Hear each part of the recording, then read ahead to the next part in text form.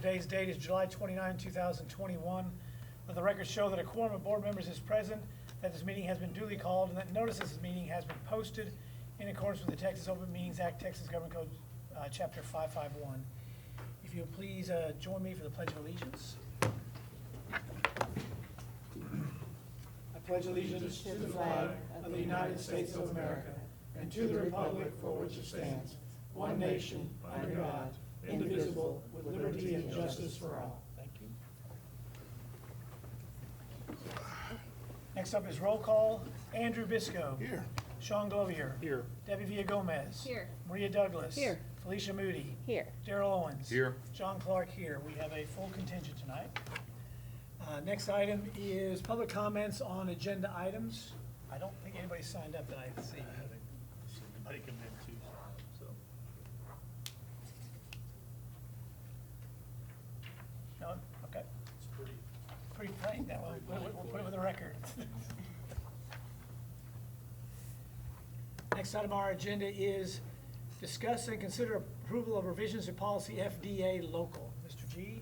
All right, so in your board book, you had the original policy recommendations from TASB. The ones you have in front of you right here, our attorneys have looked it over, and they added a few additional things, and that's highlighted in yellow. Adding in academic performance is really what they've added to that. And this is in regards to the last board meeting where I brought up the idea of allowing students who have been with us last year, since we've already counted them in our numbers of staying in our district, as long as they meet the academic requirements, the attendance, and the discipline that we look for in our students. So that would be the caveat, and that's where this is in policy. Our attorneys felt like that putting it in policy, the academic performance should be in there, so they added that in. So. I'll open the floor for discussion, questions, or concerns.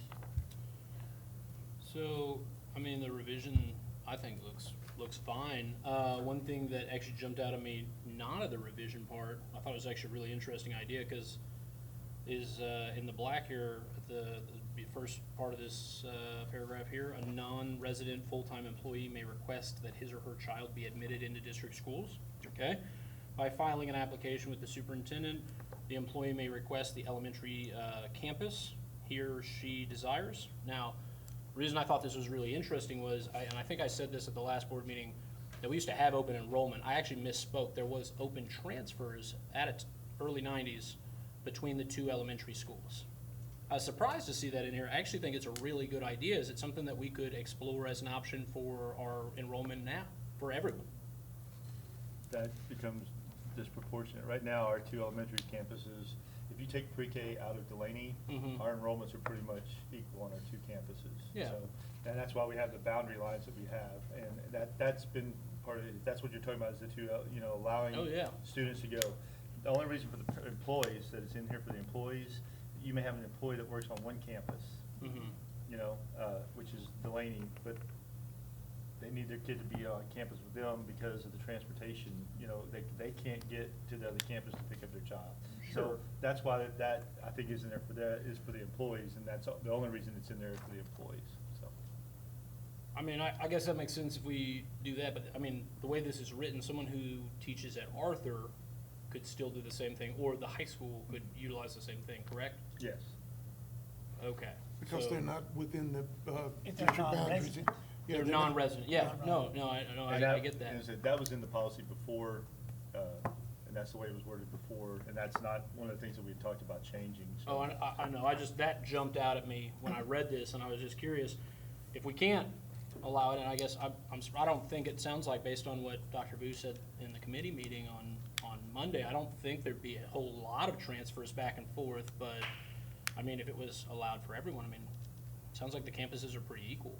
Well, in terms of the discussion, I think it's probably best that we come back and readdress that as an issue when we start talking about how we align campuses again. I mean, I think that's where we start looking at what the numbers are really going to look like. Okay. And we certainly can say if there is space on both campuses, if we're really not at capacity on the two elementaries, maybe that's something we start talking about if you want to move back and forth. I mean, in terms of this, though, I don't know that we want to jump into it just yet because we don't know what our numbers are going to look like. That would be my suggestion. Okay. And it's always open to, I mean, it's our local, so we can make revisions to it as we need. I think if you do that, you open up. You really think there'd be I that think that would be disproportionate? a bag of worms that you may not want to open up, you know, so. I mean, the real concern is if you allow one, since I live in Delaney, but I want my child to go to Patterson, I think if you allow one, then yet the next one says, I want to go, it's always gonna be space considerations.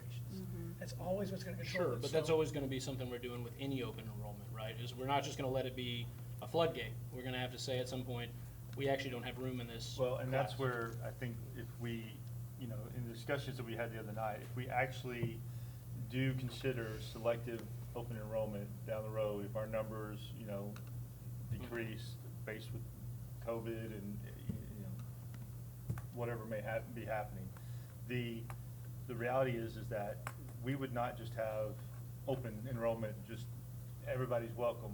You know, I would not see that. I would see it be where we are selective based off the availability, you know, in the district, by grade level, so. you Yeah, know, by cohort, you know, right? by cohort, because you see that the cohorts change and they shift by numbers. You know, you may have a fourth grade that's got 250, you know, kids in it, and you may have one that's got 290 kids in it, you know. So that's gonna shift by the year, so you have to be very, very selective of where that would happen. Okay, so now, when we're talking about this though, as it stands, are we gonna continue to allow them to choose even if they're not at a specific elementary school? For the non-residents, Yes. because if you're not, well, as a non-resident, If you're a non-resident, you're an Arthur, you're a junior high, or you're a high school teacher. No, yeah, if you're either one, the teacher, custodian, or whatever, at any campus, You get school choice. right, Assuming there's space.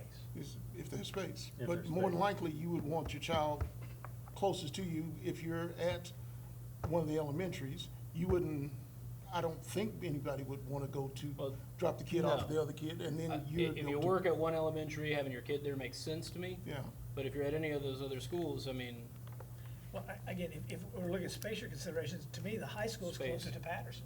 yeah. And so you'd say, okay, I'm in the high school, it'd be easier for me to drop my child off there and get back here, if that's the consideration. You know, I looked at that paragraph as well, and that sentence stuck out to me, but for a little bit of a different reason. When I read it, kind of like what Mr. Glover just said, I think if the teacher is at Patterson or Delaney, that would make sense that you would want your child to go there.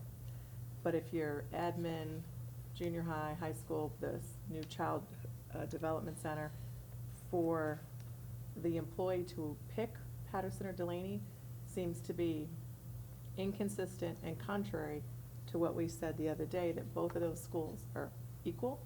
There's no disparity between those two schools, so there should be no reason for the teachers to have a preference or to choose, and that should be done as a lottery. okay. I guess we can discuss that at a later time, then, when if we're going back over the transfer or non-resident rule, but Well, I'm saying even for teachers. I'm not saying for anybody. I'm saying this specifically says an employee. So yeah, this is all employees, so Yeah. teachers, Yeah. anybody. Yeah, and again, my issue with that was, we just said that Delaney and Patterson there's no disparity, they're equal schools. So if you work there, that would make sense, you'd want your child with you. But if you work anywhere else in the district, I don't understand the rationale for having a choice. You should be equally fine with your child going to either one based on a lottery system, and unless you pick one campus and that campus can't accommodate because, again, of the cohort and the numbers, but just because I have a preference, what would that preference be based on? Because we've spent a lot of time talking about there's no disparity between those two elementary schools. Is this an issue that has come up with any of the So, teachers? I can't even imagine it's even that large a number of people. Well, that was gonna be my question. I mean, how many people are gonna be impacted by this? I mean, how many teachers are? You know, another thing is, what if they've already been going to that campus, you know, say, second grade, third grade, you know, I mean, and now, all of a sudden, we're gonna move them to another No, campus, no. I mean. you know, Or I mean, siblings? This would be for the new enrollee. The way I read it is, this is for someone coming, this is for now. So a teacher right now, am I, Well, I think it Am I would apply to any misunderstanding teacher that who, part? any employee who came into the district, whether they're here or now, the policy applies to them. I mean, to me, I think the conversation is appropriate, but again, we are offering something which is a benefit to our employees that doesn't happen everywhere. And, you know, the purpose of doing it said that we are trying to make it where you are most available to your job for us. I think that was, again, I didn't draw the policy, I think that was a primary consideration, that if I'm at the junior high as a teacher or principal or something, and there's space on Delaney, wouldn't that be the choice you would naturally make to have your child as close to you as possible to fulfill your duties for us as a district?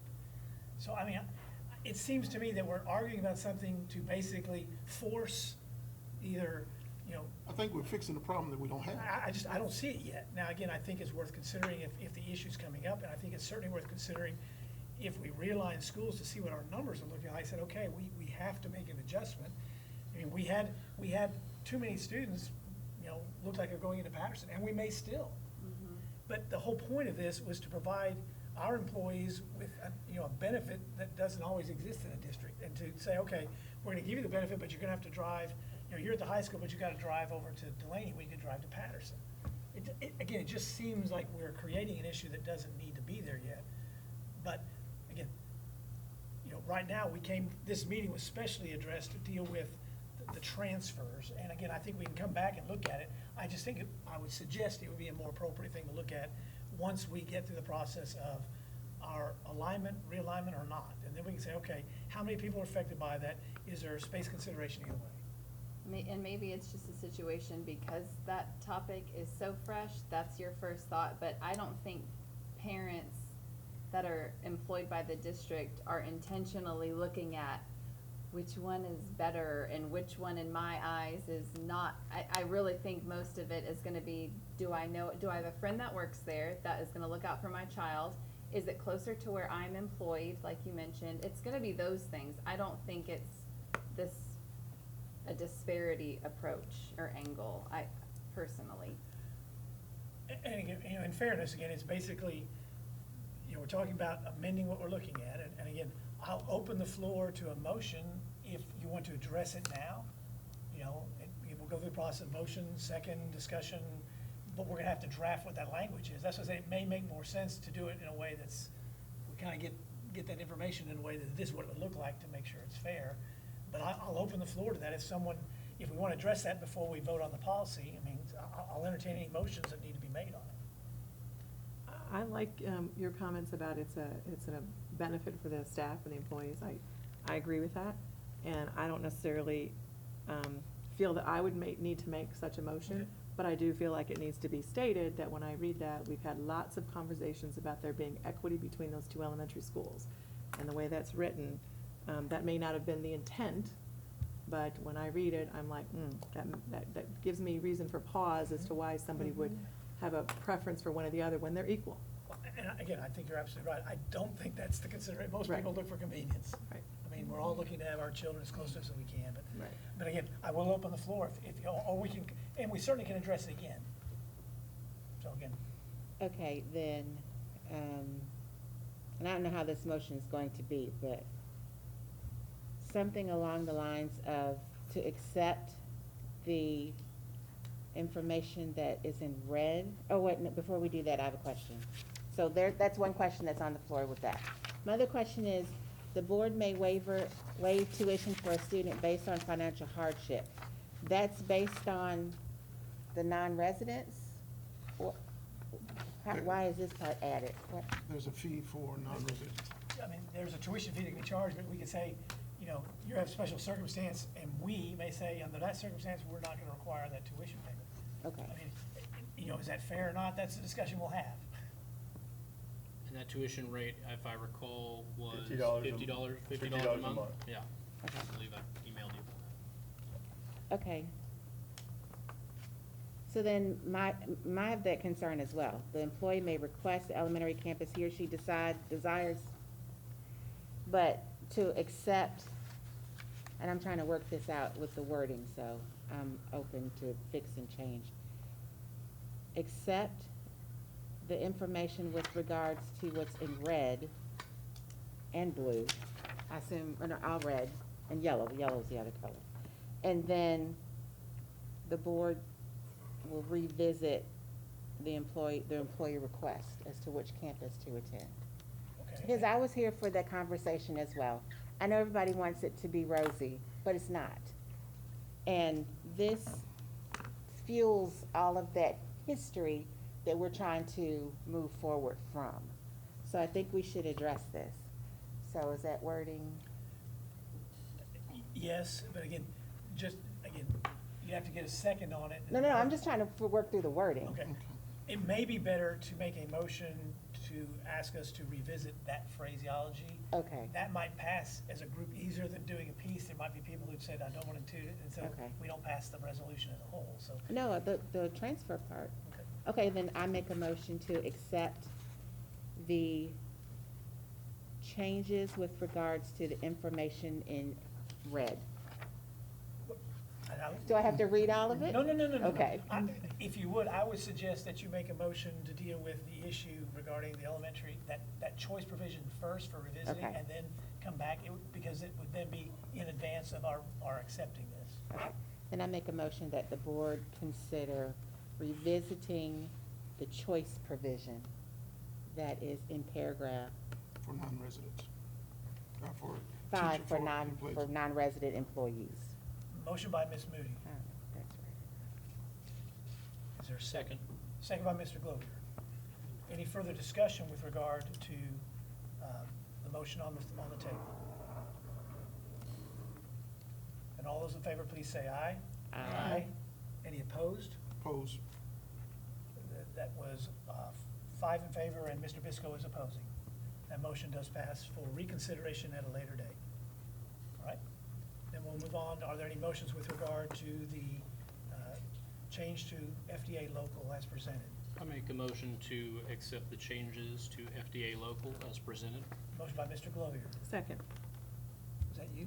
yes. So which one is it? Second by Ms. Douglas. Any further discussion on that item? All those in favor, please say aye. Aye. Any opposed? Chair hears none. That motion passes unanimously. And so, in terms of timing on that, can we have some agreement that as we work through the campus alignment, that we kind of look at that as an issue, whether it is an issue or not? Correct. Okay. That brings us to item 5, discuss amending the student dress code. Because we're about to have our handbooks completed, and notification that we had some inconsistencies that were brought out with our hoodies, and that student hoodies had graphic designs on them, but yet our students weren't allowed to wear T-shirts with designs other than spirit shirts. And for consistency with that, we basically just added the word T-shirts to you see highlighted there. And the other issue was, we had a lot of students with phrase on their jeans, and, whether it was a hole or not a hole, but, what we added was basically the phrase, can't say, tears above the knee. So that, there are no holes above the knee, but anything below that, so that there's phrase or whatever on the bottom of the jeans, that's not an issue and doesn't cause any, but it's just more consistent. Just really kind of cleaning up some things that were, I guess, in the assistant principal's minds and principal's minds were causing some issues, and for parents as well. So, before we release this, we wanted to just run it by you and make sure that you are good with supporting that. And so I talked to Mr. Cagle for ages after the ice cream social. I was just gonna mention that below the knee or above the knee is, the idea is that you can wear shorts, so you can already see your calves, your shins, whatever. Yeah. And the logic is that holes above the knee that's not shorts. So just, Depending on the location of where the Yes. hole is. So, yeah, so that to me is just a good compromise, so. One thing I've told them with the dress code, make it consistent and make it defensible, that, that you're gonna be able to back up. I just have one point of clarification for some constituents that asked. We're adding T-shirts, which I see, to collared shirts as well. Do the T-shirts have to be plain, or can they have things on them? I don't, as long as it's nothing that's offensive, Okay. that would, it falls under the other criteria that's offensive, So if it's got a, you know, something dealing with alcohol, drugs, you know, Right. sexual orientation, you know, anything like that, that would have that falls under those other categories, that would not be acceptable. Would be not permissible. Okay, thank you. Now, So, I'm not seeing, where is the talk about graphics on here? Cause I,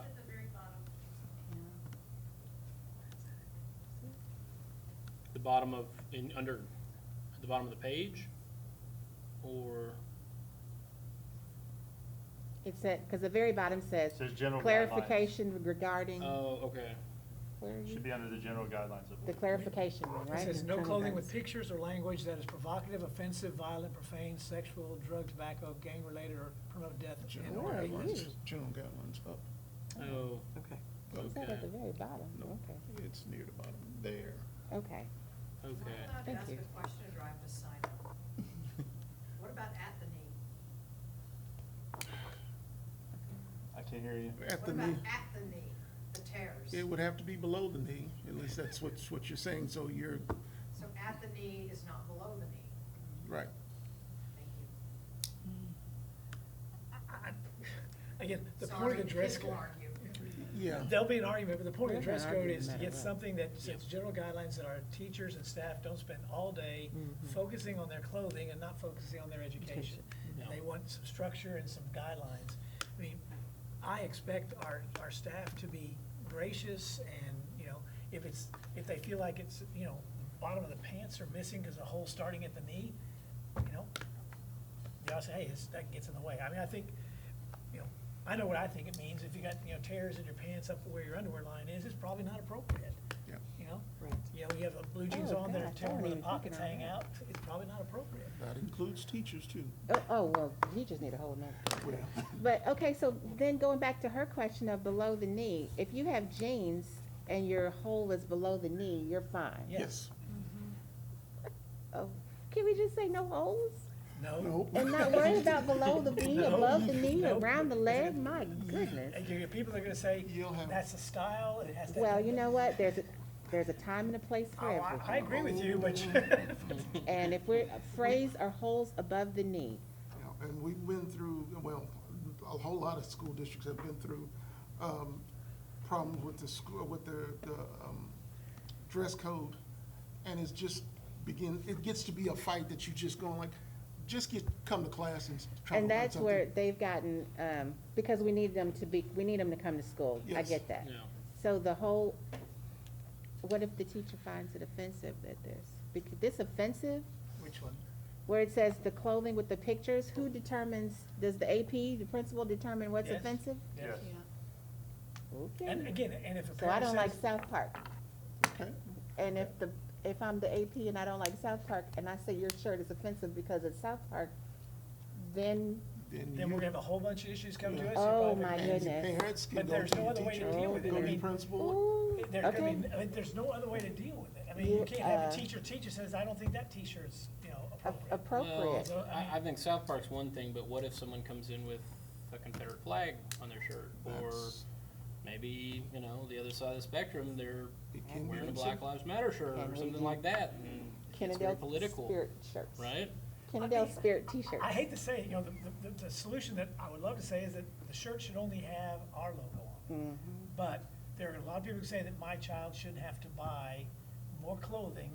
You know, he has these t-shirts, he has these clothes, and you know, we're walking a balance. We're trying to find something that gets our kids focused, On get to school, education. get to class, and don't spend half the time in class saying, okay, you got back to AP, I don't think that's appropriate. On that one note, I'll just add that I think people are gonna be upset that we're changing it like a second before school starts, and a lot of people have already gone out, like myself, and And bought bought new school clothes. Then all of the stuff that they bought is appropriate.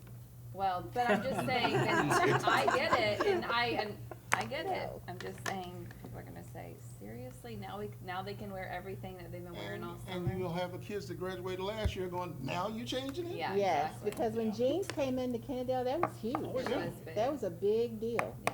And they got and- to wear and spirit jeans. shirts all the time. That Wearing was a big t-shirts, deal, getting too. allowed to wear t-shirts that doesn't say something, Kennel, Right, that's huge. that's big. That's a big That's a big deal. deal. That's what I'm saying, this is a big Okay, deal. so you can wear All the holes years below I've the been buying knee. all these My color my shirts. kids still right now don't wanna wear Air Apostle anything because of all the years they had to That was part of the uniform. It's really Right. not, it's not action item, this is an informational matter, and I think Oh, we how have to give funny. some deference to the administrators of those schools trying to operate their schools and say, the balance for us, that child is in my classroom, you know, and, you know, we all know Mr. Cagle, we know, you know, Reggie, we know all of our principals and APs, we have one or two new ones, but, I mean, I want to trust them to focus on the educational aspect.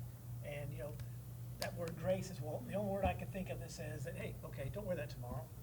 And I think a kid will listen. Now, if you want somebody who's gonna make a statement, doesn't matter what they're told, they're gonna make a statement, right? And I just stopped, I couldn't hear anything after you said, I think a kid will listen. And So- if I want to offend you, I can find something to offend you. That's my point though, but and who's judging what is offensive, We are, right? I think it's important to realize, remember, we're providing guidelines, and the administrators at the schools make the definitive decisions, and we trust them, so. That's why you have the caveat at the administrator's discretion. You know, so they have to, they have the final say because they have to have that flexibility to Yes. sit there and be able to know the environment, what's going on, and be able to make those adjustments. And that's why the words provocative and offensive are in there. So we don't need to vote on this? This No, is it's just information. It's just And information. it's But, like, it's like you know, they change the again. reality is, I mean, we need to know that it's gonna be supported, you know, that's the Oh, big thing. yeah.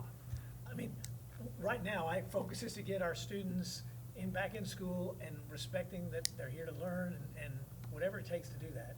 And that starts with families supporting us and them supporting their children. I mean, that's what it's about. And I think families recognize that. I hope they do. That, you know, they're the first decision makers for their children. And I hope they say, this is important and dress appropriately. Okay, so this is information only. This is what the principals are letting us know that this is what's getting ready to happen. Go in the Yes. handbook, yeah. Well, Perfect. before we go into the handbooks and, you know, Okay. make sure that you are good Very with it, good. so. So what did you say about that? All right. I'll ask you later. Any further discussion with regard to this informational item? That is the last item on our agenda. We stand adjourned at 6:31, unless someone wants to talk some more. No, I.